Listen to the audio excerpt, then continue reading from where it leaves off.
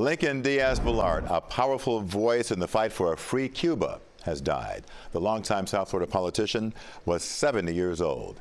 CBS's Mike Elliot Rodriguez reports on Diaz-Balart's life and legacy. Today I am announcing that I will not seek a 10th term in the United States Congress this November.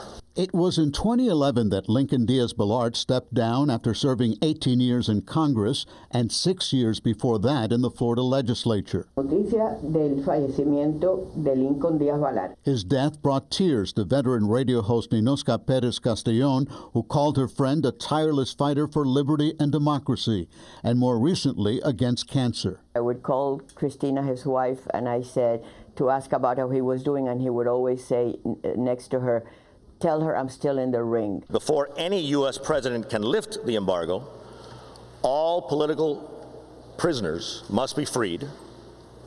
All political parties, labor unions, and the press must be legalized. Diaz-Balart spearheaded legislation that codified the U.S. embargo against Cuba, meaning it can only be overturned by an act of Congress. He led the effort to move SOUTHCOM, the U.S. military's Southern Command headquarters, to South Florida.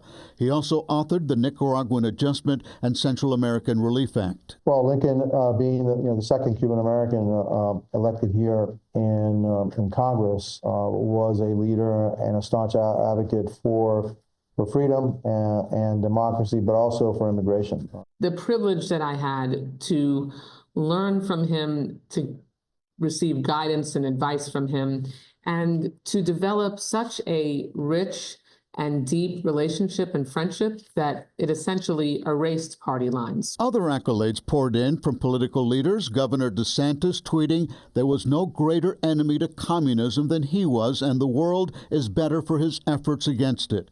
Miami Mayor Francis Suarez said, "Miami lost a true leader and a tireless advocate for freedom with the passing of former Congressman Lincoln Diaz-Balart." Former Congresswoman Ileana Ros-Lehtinen, who worked closely with Diaz-Balart, said the oppressed people of Cuba had no greater advocate for their freedom than Lincoln. He was the intellectual giant among us. On a personal level, I will miss our conversations and the wise counsel he always provided to me. What I will miss most about him is his sense of humor. He was actually a really funny guy, and also just being a great human being. Lincoln Diaz-Balart is survived by his wife, his son, 2 grandchildren, and his 2 brothers, Jose, a veteran news anchor, and Mario Diaz-Balart, who has served in Congress for the past 12 years. The family is planning a memorial mass, but no date or time has been announced.